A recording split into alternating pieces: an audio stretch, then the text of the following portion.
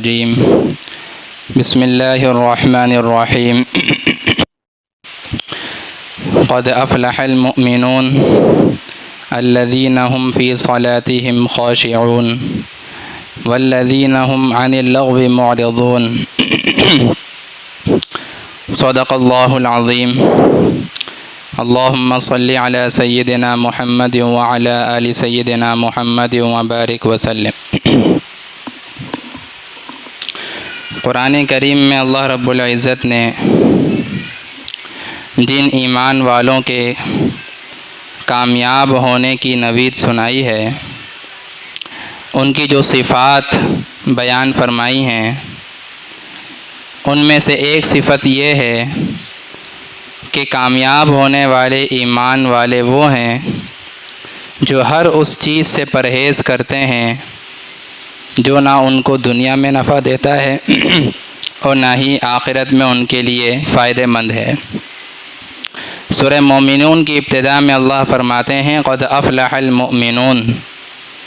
قد کا جو لفظ ہے یہ تاکید کو بیان کرتا ہے کہ قد افلح، کامیاب ہو گئے ایمان والے۔ یہاں پر یہ صیغہ ماضی کا استعمال کیا گیا ہے افلح، اور ماضی تو اس کام کے لیے استعمال ہوتا ہے جو ہو چکا ہو، حالانکہ یہاں کامیابی اور ناکامی کا مرحلہ آئندہ آنے والا ہے، تو پھر یہاں ماضی کا استعمال کیوں کیا گیا؟ تو یہاں پر ماضی کا استعمال اس لیے کیا گیا کہ جو بات بیان کرنی ہے وہ یقینی طور پر ثابت ہو جائے کہ ایمان والے کامیاب ہوں گے، نہیں بس ہو گئے، سمجھو کہ ہو گئے۔ جب آدمی کسی کو کوئی کام اس انداز میں بیان کرنا چاہتا ہے کہ آپ کو فکر کی کوئی ضرورت نہیں، بس یہ کام ہو گیا، سمجھو ہو گیا، تو اللہ رب العزت فرماتے ہیں بس ایمان والے کامیاب ہو گئے، یقینی بات ہے، کوئی شک اور شبہ کی گنجائش نہیں ہے۔ تو یہ ماضی کا صیغہ یقین کا فائدہ دے رہا ہے کہ ہو گیا یہ کام۔ اب وہ کام کیا ہے؟ قد افلح المؤمنون، ایمان والے کامیاب ہو گئے۔ المؤمنون ہے تو یہ مذکر کا صیغہ، لیکن عموماً قرآن کریم میں مذکر کا صیغہ استعمال کیا جاتا ہے، لیکن ضمناً مؤنث بھی اس کے اندر داخل ہوتی ہے۔ مؤنث کا صراحتاً ذکر قرآن کریم میں بہت کم ہے، کیونکہ مؤنث پردے کی چیز ہے جس کو پردے میں ہی رہنا چاہیے۔ تو فرمایا قد افلح المؤمنون، تحقیق یقینی بات ہے کہ ایمان والے کامیاب ہو گئے۔ کون ایمان والے؟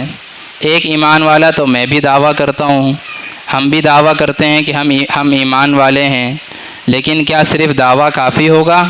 اللہ فرماتے ہیں صرف دعویٰ نہیں بلکہ یہاں عمل چلے گا۔ تو وہ عمل یہ ہے الذین هم فی صلاتهم خاشعون، جو اپنی نمازوں میں خشوع اختیار کرتے ہیں، نماز کی پابندی بھی کرتے ہیں اور نماز بھی ایسی پڑھتے ہیں کہ ابتدا تا انتہا ان کا دل بھی صرف اللہ کی طرف متوجہ رہتا ہے، اور ان کے جسم کی ظاہری صورتحال بھی اللہ کے سامنے ہونے کی کیفیت کا مظہر ہوتی ہے۔ ان کے نہ جسم میں ادھر ادھر کے ان کے نہ دل میں ادھر ادھر کے خیالات پیدا ہوتے ہیں، اور نہ ہی ان کا جسم ادھر ادھر کے کاموں میں مشغول ہوتا ہے۔ دل سے بھی اللہ کی طرف متوجہ ہوتے ہیں، جسم سے بھی اللہ کی طرف متوجہ ہوتے ہیں۔ اگلی جو صفت بیان فرمائی ہے جو ہمارا اصل آج کا موضوع ہے، والذین هم عن اللغو معرضون، کہ وہ ایمان والے کامیاب ہو گئے جو لغو باتوں سے اعراض کرتے ہیں۔ لغو بات کیا ہے؟ ہر وہ کام لغو ہوتا ہے جس کا نہ دنیا میں کوئی فائدہ نہ آخرت میں کوئی فائدہ۔ ایمان والے نہ تو کوئی لغو کام کرتے ہیں اور نہ ہی کوئی لغو بات کرتے ہیں۔ اگر کوئی لغو بات ان کے سامنے کی جا رہی ہو تو وہ سننے بیٹھتے نہیں ہیں، اہتمام سے بیٹھ کر سننے نہیں لگتے، بلکہ وہ اس سے بھی اعراض کرتے ہیں۔ سورہ قصص میں اللہ فرماتے ہیں وَإِذَا سَمِعُوا اللَّغْوَ أَعْرَضُوا عَنْهُ، ایمان والے جب لغو بات، بیکار بات، فضول بات، لایعنی بات، بے فائدہ بات سنتے ہیں، اعرضوا عنہ، تو اس سے اپنے آپ کو گویا بچاتے ہیں، اس سے اعراض برتتے ہیں۔ اس سے پہلو تہی کرتے ہیں، بے توجہی اختیار کرتے ہیں، توجہ سے، غور سے، اہتمام سے سننے کی کوشش نہیں کرتے۔ اسی طرح اگر کسی کو دیکھ لیتے ہیں کہ وہ لغو کام میں مشغول ہے تو ایمان والے ان کے ساتھ مل کر ان لغو کاموں میں مشغول نہیں ہوتے، بلکہ اپنے آپ کو بچاتے ہوئے وہاں سے گزر جاتے ہیں۔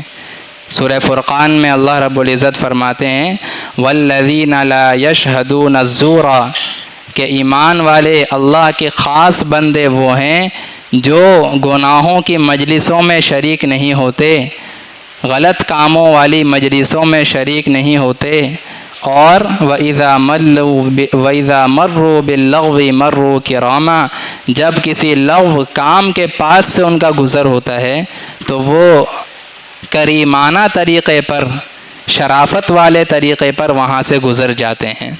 اس حال میں گزرتے ہیں کہ نہ اپنے آپ کو اس میں مشغول کرتے ہیں، اور نہ ہی جو لوگ لغو کام میں مبتلا ہیں ان کے اوپر اپنی بڑائی کو خیال کرتے ہیں، نہ ان کو بالکل حقارت کی نگاہوں سے دیکھتے ہیں، بلکہ اللہ کا دل میں شکر ادا کرتے ہوئے کہ اللہ نے ہمیں محفوظ رکھا، اس طرح اللہ کا شکر ادا کرتے ہوئے اور اپنے آپ کو اللہ کا احسان مند سمجھتے ہوئے وہ وہاں سے گزر جاتے ہیں۔ تو یہ ایمان والوں کی صفت ہے۔ لغویات میں مصروف ہونا یہ ایمان والوں کی صفت نہیں ہے۔ ایمان والوں کی تو صفت ہے کہ وہ لغو کاموں سے ہمیشہ پہلو تہی اختیار کرتے ہیں، بے توجہی اختیار کرتے ہیں، بچنے کی کوشش کرتے ہیں، چاہے وہ لغو کام ہو، وہ لغو بات ہو، وہ لایعنی فضول قسم کی مجلسیں ہوں، ان تمام باتوں سے وہ پرہیز کرتے ہیں۔ آج اہل باطل مسلمانوں کو انہی چیزوں میں مشغول اور مصروف کرنا چاہتا ہے کہ مسلمان لایعنی کاموں میں ایسے مصروف ہو جائیں کہ اپنا مقصد حیات بھلا بیٹھیں۔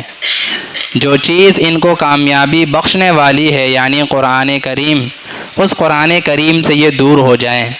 اللہ رب العزت نے آج سے تقریباً 1500 سال پہلے ہی تمام مسلمانوں کو اس بات سے باخبر کر دیا تھا کہ یہ کفر کرنے والے یہ مسلمانوں کو قرآن سے دور کرنے کی کوشش کریں گے، اور ان کا حربہ کیا ہوگا؟ ان کا حربہ یہ ہوگا وَقَالَ الَّذِينَ كَفَرُوا لَا تَسْمَعُوا لِهَذَا الْقُرْآنِ وَالْغَوْا فِيهِ لَعَلَّكُمْ تَغْلِبُونَ، کہ کفر کرنے والے ایک دوسرے سے کہتے ہیں کہ بھئی قرآن نہ سننا، کہیں ایسا نہ ہو کہ تم قرآن کو سنو تو تمہارے دل پر یہ اثر کرے، تم ہی مسلمان ہو جاؤ، بلکہ کیا کرنا ہے وَالْغَوْا فِيهِ، جب قرآن پڑھا جا رہا ہو تو بیچ قرآن میں شور و غل مچا دیا کرو، مسلمانوں کی توجہ قرآن کی طرف نہ رہے، تمہارے کھیل تماشوں کی طرف رہے۔ عین قرآن کے موقع پر، عین عبادات کے موقع پر، عین نمازوں کے موقع پر تمہیں لایعنی فضول کاموں، فضول کھیل تماشوں، فضول قسم کی چیزوں میں مصروف کر دینا مسلمانوں کو، یہی ان کا ہدف ہے، اور اسی ہدف کے ذریعے سے لعلکم تغلبون، تم لوگ غالب آ سکتے ہو۔ مسلمانوں پر غالب آنے کی کوئی صورت نہیں ہے جب تک مسلمان کا رشتہ قرآن سے جڑا ہوا ہے۔ مسلمانوں پر غالب نہیں آ سکتے یہ کفار غالب اسی صورت میں آ سکتے ہیں کہ مسلمانوں کا قرآن سے رشتہ توڑا جائے، اور اس کے لیے ان کا حربہ یہ ہے کہ وَالْغَوْا فِيهِ، کہ جب قرآن پڑھا جا رہا ہو، قرآنی تعلیمات دی جا رہی ہوں، تم بیچ میں کوئی ایسے کھیل تماشے شروع کر دو کہ مسلمانوں کی توجہ ان کھیلوں کی طرف، ان تماشوں کی طرف، ان لایعنی گفتگو کی طرف ہو جائے، قرآن سے ان کا تعلق ٹوٹ جائے۔ اسی طرح کی حرکت نضر بن حارث نے کی تھی۔ سورہ لقمان میں اللہ فرماتے ہیں وَمِنَ النَّاسِ مَن يَشْتَرِي لَهْوَ الْحَدِيثِ لِيُضِلَّ عَن سَبِيلِ اللَّهِ، کہ کچھ لوگ ایسے ہیں جو باتوں کا کھیل خریدتے ہیں اللہ کے راستے سے گمراہ کرنے کے لیے۔ نضر بن حارث ایک کافر تھا، اس نے جب دیکھا کہ لوگ مسلمانوں کے قرآن سے متاثر ہو رہے ہیں، مسلمانوں کے قرآن کی طرف متوجہ ہو رہے ہیں، ان کی طرف راغب ہو رہے ہیں، تو وہ عرب سے باہر ایران اور اس طرح کے دیگر علاقوں کی طرف گیا۔ وہاں کے ایران کے پرانے بادشاہوں کی قصے کہانیاں لے کر آیا اور آ کر اپنے علاقے میں آ کر کہنے لگا کہ تم لوگ قرآن سنتے ہو، وہ تمہیں مشکل کاموں کا حکم کرتا ہے، نماز پڑھو، شراب نہ پیو، یہ نہ کرو، وہ نہ کرو، تو یہ سارے مشکل کام ہیں، آؤ میں تمہیں کچھ قصے کہانیاں سناتا ہوں جس میں دلچسپ باتیں بھی ہوں گی اور پرانے قصے ہوں گے جس میں تمہیں کچھ کرنا تو ہوگا نہیں، بس بیٹھ کر سنتے رہو۔ تو اس طرح اس نے لوگوں کو قصے کہانیوں میں مشغول کرنے کی کوشش کی اور قرآن سے دور کرنے کی کوشش کی۔ یہ آیت کریمہ، اس آیت کریمہ کے اندر اللہ رب العزت نے جو لفظ استعمال فرمایا، اللہ اکبر، وہ لفظ آج کی ان مشغلوں پر بھی حرف بحرف صادق آتا ہے۔ فرمایا وَمِنَ النَّاسِ مَن يَشْتَرِي لَهْوَ الْحَدِيثِ، کہ لوگ خریدتے ہیں، لہو کہتے ہیں کھیل کو، حدیث کہتے ہیں بات کو، لہو الحدیث باتوں کا کھیل۔ آج کی امت میں اپنا وقت صرف کر رہی ہے وہ باتوں کا کھیل ہے۔ جتنی بھی ذرائع ہیں جس میں آج ہمارا اکثر و بیشتر وقت صرف ہو رہا ہے وہ باتیں ہیں۔ اس نے یہ کمنٹس کیے تو ہم نے یہ کمنٹس کر دیے، اس نے یہ میسج کیا تو ہم نے یہ میسج کر دیا۔ فضول کی غیر ضروری باتوں میں ہم نے اپنے آپ کو لگا دیا۔ یہ ہے، مختلف نام ہیں، مختلف اس کے ڈیزائن ہیں، مختلف اس کی صورتیں ہیں، لیکن تو ان چیزوں کے ذریعے سے پہلے بھی مسلمان کو قرآن سے دور کیا گیا تھا اور آج بھی انہی چیزوں کے ذریعے سے مسلمان کو قرآن سے دور کیا جا رہا ہے، اور آج کا مسلمان قرآن سے دور ہوتا چلا جا رہا ہے۔ اس پر انشاءاللہ آگے بھی گفتگو کی جائے گی۔ تو یہ قرآن کریم کی یہ آیات مجھے اور آپ کو بتا رہی ہیں کہ اگر صحیح معنی میں مسلمان بننا ہے تو لغویات کو اور غیر ضروری باتوں اور کاموں کو چھوڑنا پڑے گا۔ نبی علیہ الصلاۃ والسلام کا ارشاد مبارک ہے، من حسن اسلام المرء ترکہ ما لا یعنیہ، کہ آدمی کے اسلام کا حسن یہ ہے، اس کی خوبصورتی یہ ہے کہ وہ ایسے کاموں کو ترک کر دے جس سے اس کی کوئی غرض وابستہ نہ ہو، کاموں کو ترک کر دے تو اس کا اسلام خوبصورت ہو جائے گا، مسلمان ہونے یہ خوبصورتی والا مسلمان ہو جائے گا، یہ خوبصورتی والا مسلمان ہو جائے گا۔ اور اس نے ایسا نہ کیا، لایانی کاموں کو اور چیزوں کو نہیں چھوڑا، لغویات اور فضول کاموں میں لگا رہا، تو مسلمان تو ہے لیکن خوبصورت مسلمان نہیں ہے، اس کا تو ہے خوبصورت اسلام نہیں ہے۔ خوبصورت اسلام اسی وقت ہوگا جب ہر قول، اس کی ہر بات، اس کا ہر عمل وہ کسی خاص مقصد کے تحت ہو، مقصد اصلی کے تحت ہو۔ نبی علیہ الصلاۃ والسلام کا ارشاد ہے، اغتنم خمسا قبل خمس، پانچ چیزوں سے پہلے غنیمت جان لو۔ حیاتک قبل صحتک، حیاتک قبل موتک، زندگی کو اپنی موت سے پہلے غنیمت جان لو۔ زندگی ہے غنیمت جان لو، کر لو جو کرنا ہے، کر لے جو کرنا ہے، آخر موت ہے۔ تو یہ زندگی میں ہی جو ہمیں کرنا ہے وہ کرنا ہے۔ اگر زندگی کا وقت پورا ہو گیا، موت کی گھڑی میں ہم داخل ہو گئے، پھر کچھ نہ کر سکیں گے۔ وصحتک قبل سقمک، درستی کو، صحت کو اپنی بیماری کے آنے سے پہلے غنیمت سمجھ لو۔ ایسا نہ ہو کہ تم صحت کے زمانے کو غفلت میں گزار دو اور جب بیماری کا وقت آئے تو تم حسرتیں کرو کہ کاش ہم یہ کام کر لیتے۔ وفراقک قبل شغلک، اور اپنے فرصت کے لمحات کو مصروفیت کے آنے سے پہلے غنیمت جان لو، فرصت کے لمحات کو صحیح مصرف پر لگا دو۔ وشبابک قبل حرمک، اور اپنی جوانی کو اپنے بڑھاپے سے پہلے غنیمت جان لو۔ یہ جوانی میں انسان جو ارادے کرتا ہے تکمیل تک پہنچا سکتا ہے، اور اگر بڑھاپے کی دہلیز پر قدم رکھ دیا تو پھر آرزوئیں اور حسرتیں ہی رہ جاتی ہیں۔ اور آخر میں فرمایا وغناک قبل فقرک، اور اپنی مالداری کو اپنے فقر و فاقے سے پہلے غنیمت جان لو۔ ابھی مالداری ہے، ابھی تمہارے پاس اختیار ہے، چاہو تو مال کو اچھی جگہ صرف کر سکتے ہو، لیکن ایسا نہ ہو کہ تم بس مال کو دیکھ دیکھ کر خوش ہوتے رہے، وقت گزرتا رہا، پھر ایک وقت آیا کہ یہ مال تمہارا خرچ ہو گیا، بیماری میں لگ گیا، کسی حادثے کا شکار ہو گیا، پھر تم چاہو کہ یار ہمارے پاس مال تھا، ہم اس کو خرچ کرتے، لیکن اس وقت تم فقر و فاقے میں مبتلا ہو چکے ہوگے، پھر تم جو چاہو وہ تم نہیں کر سکتے۔ تو یہ 5 چیزیں ہیں، زندگی کو موت سے پہلے غنیمت جانو، صحت کو بیماری سے پہلے غنیمت جانو، فرصت کے لمحات کو مصروفیت کے لمحات سے پہلے غنیمت جانو، اپنی جوانی کو اپنے بڑھاپے سے پہلے غنیمت جانو، اور اپنے مالداری کو اپنے فقر و فاقے سے پہلے غنیمت جانو۔ آپ علیہ الصلاۃ والسلام کا ارشاد ہے، نعمتان مغبون فیہما کثیر من الناس، دو نعمتیں ایسی ہیں کہ بہت سے لوگ ان نعمتوں کی وجہ سے نقصان میں پڑے ہوئے ہیں۔ الصحۃ والفراغ، پہلی نعمت صحت کی ہے کہ صحت ہے لیکن ہمیں کوئی پرواہ ہی نہیں، کوئی فکر ہی نہیں کہ اس صحت کو ہم صحیح مصرف پر استعمال کریں، اللہ کی فرما برداری میں استعمال کریں، عبادات میں استعمال کریں، ذکر و اذکار میں استعمال کریں، دین کی خدمت میں استعمال کریں۔ جب صحت نکل جاتی ہے پھر صحت کی قدر ہوتی ہے۔ تو ایک نعمت تو صحت ہے جس میں اکثر لوگ دھوکے میں پڑے ہوئے ہیں، اور دوسری نعمت الفراغ، وہ ہے فرصت کی نعمت۔ یہ 2 نعمتیں ہمارے پاس ایسی ہیں کہ بہت سے لوگ اس معاملے میں غفلت میں پڑے ہوئے ہیں، لہذا ہمیں غفلت کی چادر کو اتار دینا چاہیے۔ حضرت عمر رضی اللہ تعالیٰ عنہ یہ دعا کیا کرتے تھے، اللہم انی اسألک صلاح الساعات والبرکۃ فی الاوقات، اے اللہ میں آپ سے سوال کرتا ہوں کہ مجھے بہترین گھڑیاں عطا فرما، یعنی وہ وقت عطا فرما جو بہترین طریقے پر استعمال ہو، آپ کی فرما برداری میں، ثواب اور نیکی کے کاموں میں استعمال ہو، اور اے اللہ آپ مجھے میرے وقت میں برکت عطا فرمائیے۔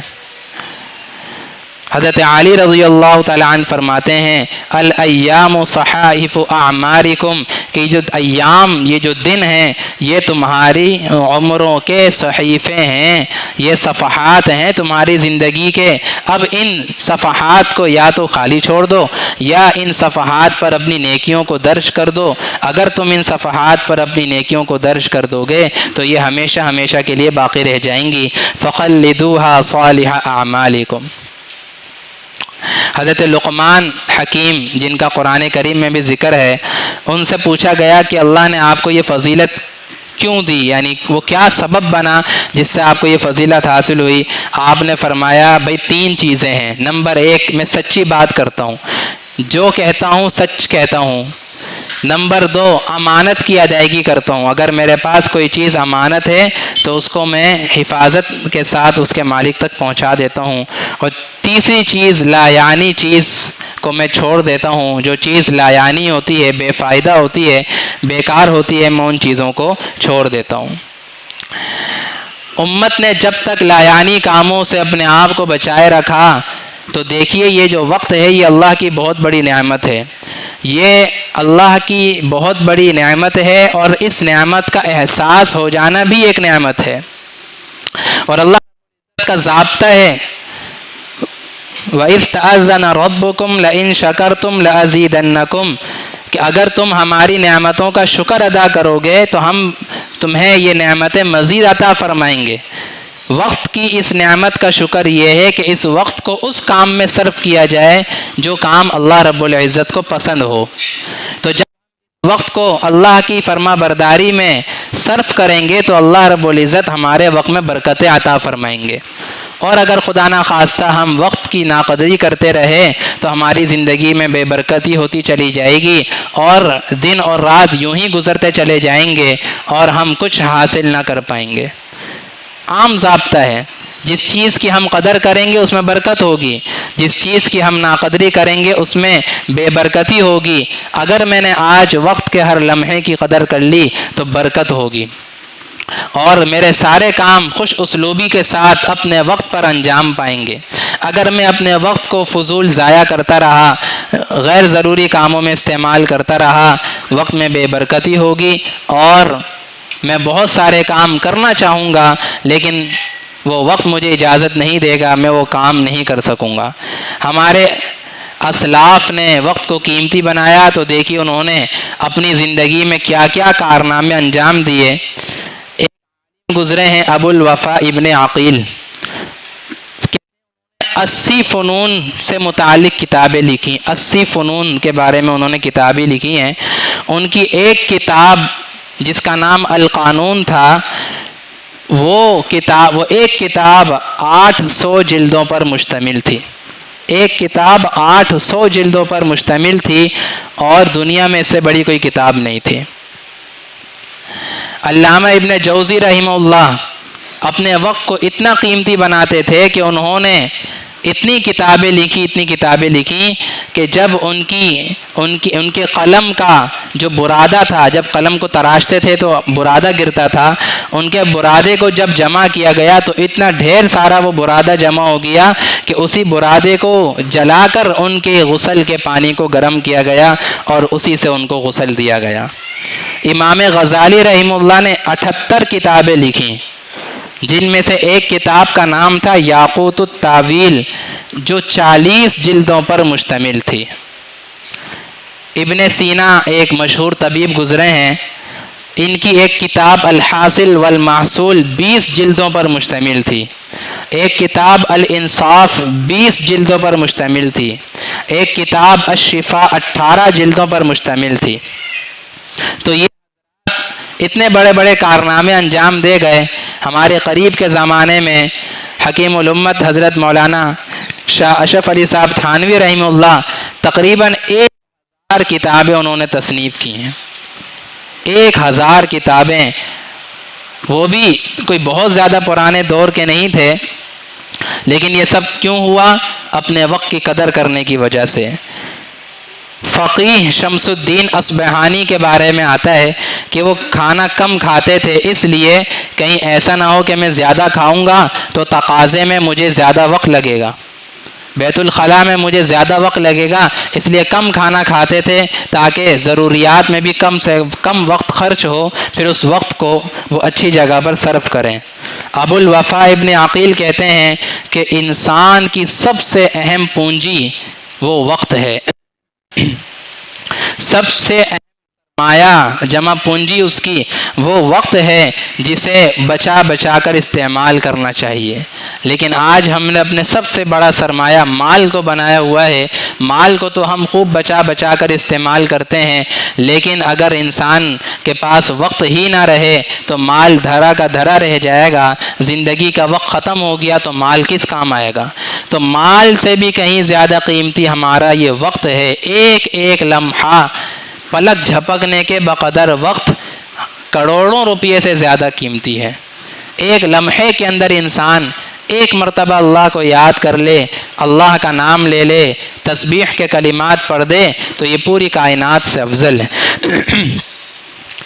تو اتنے بڑے بڑے جو یہ کام ہو گئے، تو علامہ مناظر احسن گیلانی رحمہ اللہ فرماتے ہیں کہ تعجب کی بات نہیں ہے کہ ہمارے بزرگوں نے اتنے بڑے بڑے کام کر لیے، وجہ یہ تھی کہ انہوں نے وقت کی قدر کی، ایک ایک لمحے کی قدر کی۔ جب ایک ایک لمحے کی قدر کی تو جیسا کہ ضابطہ بیان کیا گیا، جس نعمت کی قدر ہوتی ہے اس میں برکت ہوتی ہے، تو ان حضرات کے وقت میں برکت ہوئی، اور ایسی برکت ہوئی کہ اپنی اسی 60 سے 70 سالہ زندگی کے اندر بڑے بڑے انہوں نے کام کر لیے۔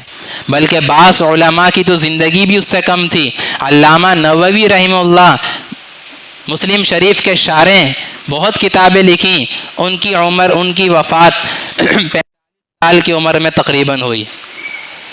عبدالحی فرنگی رحمہ اللہ بڑی بڑی کتابوں کے مصنف، ان کی وفات بھی تقریباً 50 کے درمیان میں ہوئی۔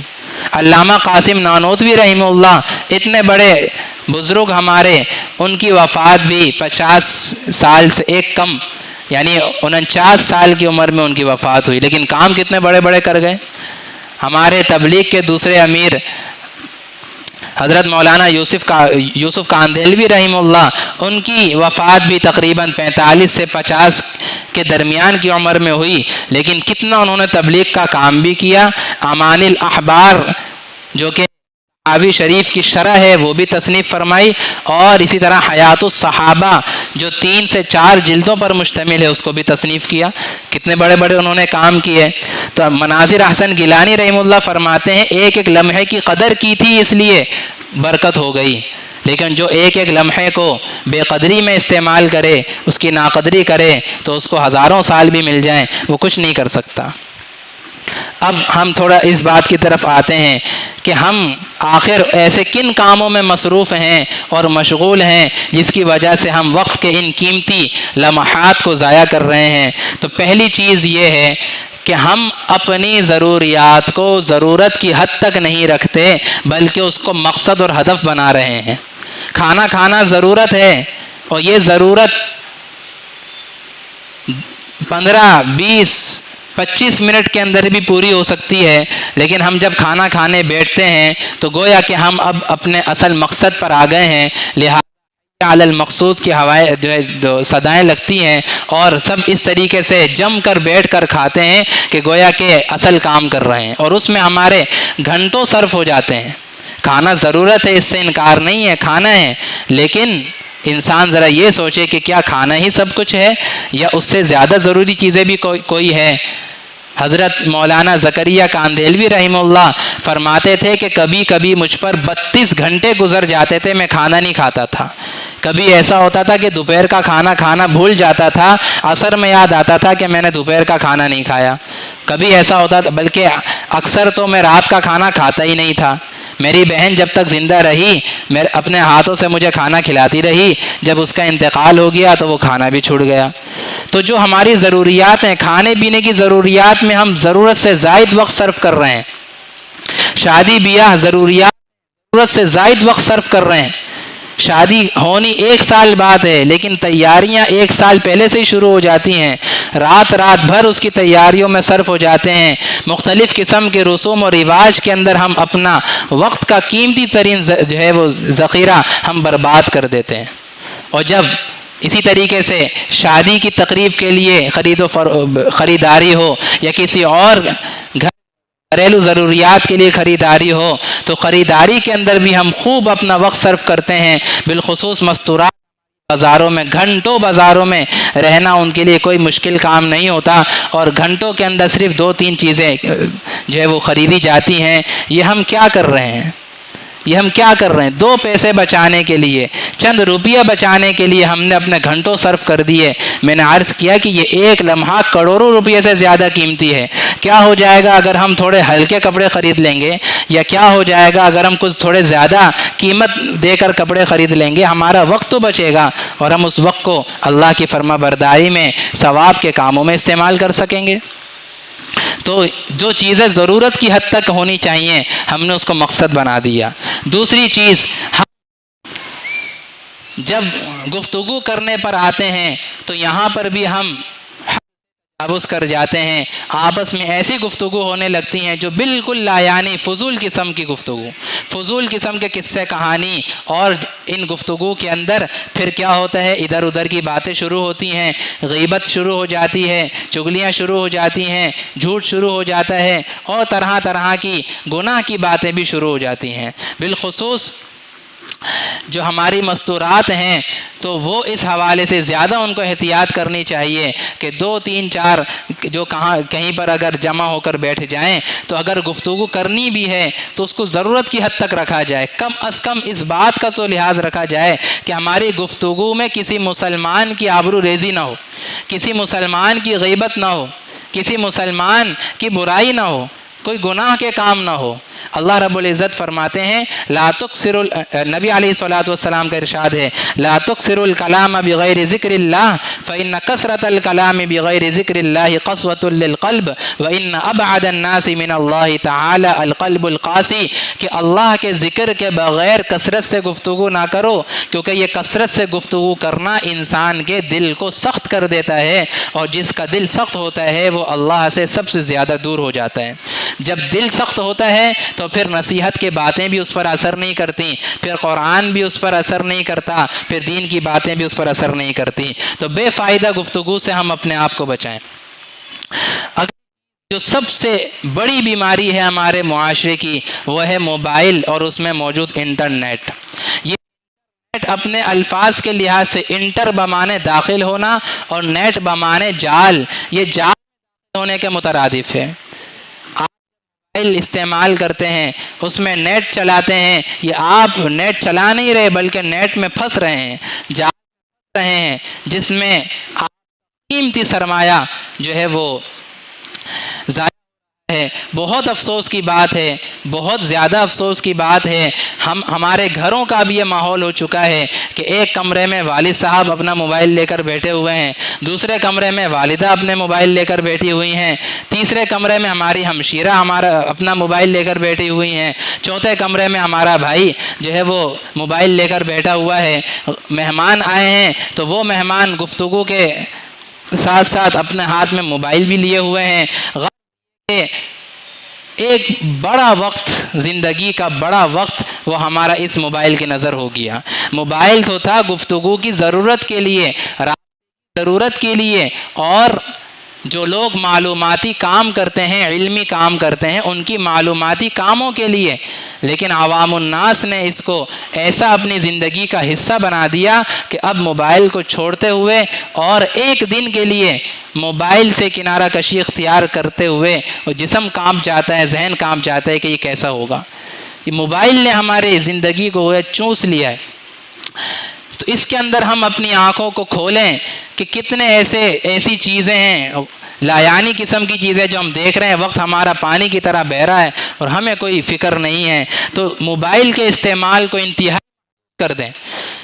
حضرت مفتی محمد تقی عثمانی صاحب دامت برکاتہم نے لکھا ہے، فرمایا جس آدمی کو اطمینان نہ ہو اپنے گناہوں سے محفوظ رہنے کا، اس کے لیے جائز نہیں ہے کہ وہ بڑا موبائل استعمال کرے، وہ ٹچ موبائل استعمال کرے، اس کے لیے جائز نہیں ہے، کیونکہ بہت کم ایسے لوگ ہیں جو اس موبائل کے ذریعے سے گناہوں سے محفوظ رہتے ہیں۔ جس کو گناہوں سے محفوظ رہنے کا یقین نہ ہو، اس کے لیے یہ موبائل استعمال کرنا جائز ہی نہیں ہے۔ تو وقت تو ضائع ہو ہی رہا ہے، ساتھ اتنے گناہوں کا ارتکاب کرتے ہیں تو وقت میں بے برکتی نہیں ہوگی۔ اللہ رب العزت ہمارے اس عمل سے ناراض نہیں ہوں گے تو کیا ہوں گے؟ کہ جب خواتین کو گھریلو کاموں سے فرصت ملتی تھی تو وہ قرآن کریم لے کر بیٹھتی تھیں، اور اب یہ وقت ہے کہ جب فرصت ملتی ہے تو فوراً موبائل لے کر، بلکہ کام کے دوران بھی چلتے پھرتے موبائل کو دیکھا جا رہا ہوتا ہے اور انتظار میں رہا جاتا ہے کہ کب کس کا میسج آئے گا اور ہم اس کا جواب دیں گے۔ اگلی چیز یہ ہمارے معاشرے کے ٹی وی، ڈرامے،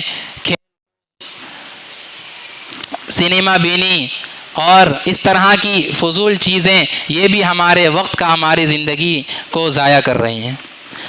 ٹی وی پر بیٹھ کر خبریں سننا، بلا وجہ کے تبصرے، پتہ ہے کہ کچھ نہیں، جو لوگ اس کام میں، اس دین کے شعبے میں مصروف ہیں، ان کو وہ کام کرنے دیا جائے، ہمارا جو کام ہے ہم وہ کام کریں۔ اپنے حصے کے کام کرے گا تو پھر کام کرے گا۔ ہم دوسرے کے حصوں میں جو ہے وہ تبصرے کرتے رہیں، اپنے حصے کا کام نہ کریں تو نہ ہم اپنے حصے کا کام کر سکیں گے، نہ دوسرے کے کام میں ہم معاونت کر سکیں گے۔ تو لہٰذا اس ٹی وی کے ڈراموں کو، فلموں کو، کھیلوں کو اور تبصروں کو، لایانی قسم کی خبروں کو، چاہے وہ ٹی وی کے ذریعے ہو، چاہے وہ اخبارات کے ذریعے ہو، ان تمام چیزوں کو زندگی سے نکالنا پڑے گا، تب ہمیں دکھے گا کہ ہاں واقعتاً ہمارے پاس تو بہت وقت ہے اور اس وقت کو ہم خوب اپنی آخرت کو کمانے میں استعمال کر سکتے ہیں۔ اگلی چیز محفلیں جمانا۔ 2 3 4 سہیلیاں یا دوست آپس میں مل کر بیٹھ گئے، اب جناب محفل جم گئی، کئی گھنٹوں گزر گئے کہ جناب یہ تو ہمارے بہت پرانے دوست ہیں، لہٰذا میں تو گھنٹہ ان کے ساتھ گزاروں گا، چاہے ہمارے پاس باتیں کرنے کو کچھ نہ ہو، بس زبردستی باتیں نکالی جاتی ہیں اور اس کے اندر وقت کو گزارا جاتا ہے۔ تو ہمارا وقت اتنا بے قیمت نہیں ہے کہ ہم اس وقت کو ان باتوں کی نظر کر دیں۔ لہذا ملاقات کے بھی آداب ہیں، جب ملاقات ایک طرف مسنون ہے تو دوسری طرف اللہ کی نعمت کی قدردانی بھی ضروری ہے۔ تو وقت کی نعمت کو ملحوظ رکھتے ہوئے ہم ملاقات کریں، محفلیں نہ جمائیں، دوستوں کے ساتھ گپ شپ میں لگ کر اپنے وقت کو برباد نہ کریں، ضرورت کی حد تک بات کریں، فائدے کی بات کریں۔ اسی طرح بے فائدہ کتابوں اور لٹریچر اور رسائل کا مطالعہ کرنا، جس میں فضول قسم کی قصے کہانی ہوتی ہیں، فضول قسم کے ناول ہوتے ہیں، یہ ساری لایانی چیزوں میں شامل ہے۔ ہاں بھی ہیں جو قصے کہانیاں تو ہیں لیکن وہ سبق آموز ہیں، جس سے کوئی علمی یا عملی فائدہ حاصل ہوتا ہے، اس کا استعمال مفید ہے، لیکن لایانی قسم کی چیزوں سے بچنا چاہیے۔ خرید و فروخت کے معاملے میں نے ذکر کیا، ہم جب خرید و فروخت کا معاملہ کرتے ہیں، کوئی چیز خریدنے جاتے ہیں، ضرورت کی حدوں کو پار کر دیتے ہیں، ہمارا وقت کتنا ہی صرف ہو، بس 2 پیسے بچانے کے لیے اپنے قیمتی لمحات کو ضائع کر دیتے ہیں۔ تو اس میں ہم احتیاط سے کام لیں۔ رسم و رواج بات آتی ہے تو اس کے اندر ہم اپنے مہینوں صرف کر دیتے ہیں، مہینوں سے ایک وہ شادی جو چند گھنٹوں کے اندر، چند مختصر سے دورانیے کے اندر شادی کا عمل مکمل ہو سکتا ہے، مہینوں ہمارے اس کے تذکروں میں، اس کی خریداریوں میں، اس کے رسم و رواج میں گزر جاتے ہیں اور ہمیں پتہ نہیں ہوتا۔ پھر کیا ہماری زندگیاں گزر گئیں، ہمارے 40 سال، 50 سال، 70 سال گزر گئے، لیکن جب ہم پیچھے مڑ کر دیکھتے ہیں تو پھر نتیجہ سامنے آتا ہے کہ ہم نے تو کچھ کیا ہی نہیں۔ لہٰذا ان تمام غیر ضروری چیزوں سے اپنے وقت کو ہم محفوظ کریں، اللہ کی اس نعمت کی قدردانی کریں۔ قدردانی یہی ہے کہ اس کو غیر چیزوں میں صرف نہ کریں، ورنہ اللہ تعالیٰ ناراض ہوں گے، اور جب اللہ ناراض ہو گئے تو پھر اللہ یہ وقت کی برکت ہم سے چھین لیں گے۔ ہم ایک چھوٹا سا کام بھی بڑے وقت کا ہم سے جو ہے وہ تقاضا ہوگا، ہم چھوٹا سا کام بھی تھوڑے سے وقت میں نہ کر سکیں گے۔ تو سب سے پہلا کام اگر ہم اپنی زندگی کو بنانا چاہتے ہیں، وقت کو غیر ضروریات، غیر چیزوں میں صرف کرنے سے بچیں۔ نمبر 2، اپنا ایک نظام الاوقات بنائیں، اور اس نظام الاوقات کے اندر اہم چیزوں کو سر فہرست رکھیں کہ بھائی مجھے روزانہ کے جو میرے معمولات ہیں، قرآن کریم کی تلاوت ہے، ذکر و اذکار ہیں، تعلیم و تعلم ہے، دینی محافل مجلسوں میں شرکت ہے، گھر کے کام کاج ہیں، خدمت ہے، گھر والوں کی خدمت ہے، شوہر کی خدمت ہے، ان تمام کاموں کو سر فہرست رکھیں، اور اگلے درجے کی چیز ہیں اس کو اس کے حساب سے وقت دیں۔ تو نظام الاوقات ہے، صبح میں نے اتنے وقت سے اتنے وقت تک یہ کرنا ہے، اس کے بعد مجھے یہ کرنا ہے، اس کے بعد مجھے یہ کرنا ہے، اس نظام الاوقات ہم چلیں گے تو انشاءاللہ کم وقت میں زیادہ کام ہم کریں گے۔ اگلی بات، اپنا محاسبہ کرتے رہیں، کیا کمایا۔ ایک تاجر ہوتا ہے، وہ ہر آخر میں اپنی تجارت کا حساب کرتا ہے کہ بھئی میں نے اتنے پیسے لگائے ہیں اور اتنا مجھے فائدہ ہوا اور اتنا مجھے نقصان ہوا۔ تو روزانہ رات کو ہم بیٹھ کر سوچیں کہ آج میں نے 24 گھنٹے گزارے ہیں، کتنا وقت میں نے سونے میں گزار دیا، کتنا کھانے پینے میں گزار دیا، اور وقت میں نے کیا کیا۔ آج میں نے تلاوت کی تو کتنی کی، آج پڑھی تو کتنی پڑھی، درس سنا تو کس طرح سنا، کس توجہ کے ساتھ سنا، اور اس درس سے کیا باتیں میں نے اخذ کی، کسی اچھی مطالعہ کیا کتنا کیا، آج میں نے والدین کی خدمت کی تو کتنی دیر کی۔ یہ ساری چیزیں ہم اس بات کا محاسبہ کریں، جائزہ لیں اپنا۔ جب انسان جائزہ لیتا ہے تو پھر اس کو جو ہے وہ ہوش کے ناخن لیتا ہے کہ بھائی میں نے تو اتنا سرمایہ لگایا تھا اور نقصان مجھے اتنا زیادہ ہو گیا، نفع مجھے بہت کم ہوا۔ اس طرح میں نے 24 گھنٹے لگائے، پڑھا میں نے صرف آدھا پارہ، پڑھی میں نے صرف ایک تسبیح، سنی میں نے صرف چند باتیں، پڑھی میں نے صرف ایک کتاب کا ایک صفحہ، اور باقی وقت میں نے سب ضائع کر دیا۔ تو یہ وقت کی نعمت کی ہم قدر کریں اور اس وقت کو صحیح جگہ پر صرف کریں۔ آج کی تنزلی کا ایک بڑا سبب یہ ہے کہ اس کا وقت تمام فضول کی لایانی چیزوں میں صرف ہو رہا ہے، جو کام اس کو کرنا چاہیے تھا وہ کام وہ نہیں کر رہا۔ لہٰذا بھی وقت ہے ہم اپنے آپ کو سنبھال لیں،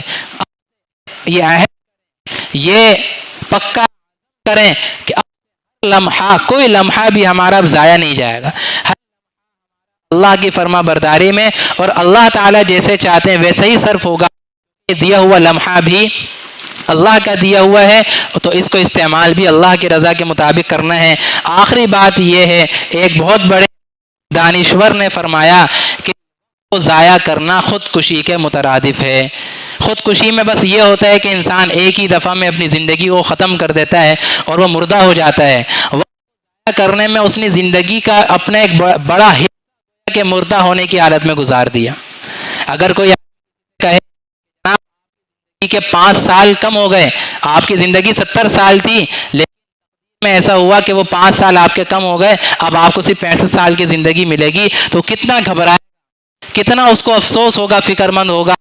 لیکن اگر ہم غور کریں تو ہمارے یہ جو وقت موبائل میں صرف کر رہے ہیں، فضول گفتگو میں صرف کر رہے ہیں، فضول مجلسوں میں صرف کر رہے ہیں، منٹے گھنٹے بنتے ہیں، وہ گھنٹے جو ہے وہ دن رات تبدیل ہو جاتے ہیں۔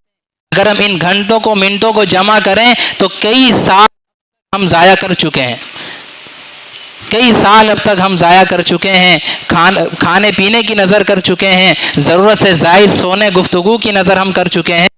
سارا وقت ہم نے گویا کہ اپنا مردہ کر دیا، وہ وقت ہمارا مردہ ہو گیا۔ لہٰذا آج کے بعد سے ہم اس بات کا جو ہے وہ عہد کریں، اپنی زندگی کا کوئی لمحہ نہیں جانے دیں گے۔ دیکھیے اگر ہم سنت کے مطابق گزاریں گے نا تو دنیا کی تمام ضروریات بھی پوری ہوں گی اور وہ بل ثواب بھی لکھا جائے گا، کیونکہ سنت کے مطابق ہم نے کیا ہے۔ لہذا آج کے بعد سے ہم اپنے وقت کو اہمیت دیں اور اہم کام کرنے کی، اور جو جس چیز کا شریعت ہم سے تقاضا کرتی ہے اس کے مطابق ہم صرف کرنے کی کوشش کریں۔ اللہ رب العزت سے دعا ہے کہ اللہ پاک اپنی اس قیمتی ترین متاع، اس قیمتی ترین نعمت کا حق ادا کرنے کی توفیق عطا فرمائے۔ وآخر دعوانا الحمد للہ رب العالمین۔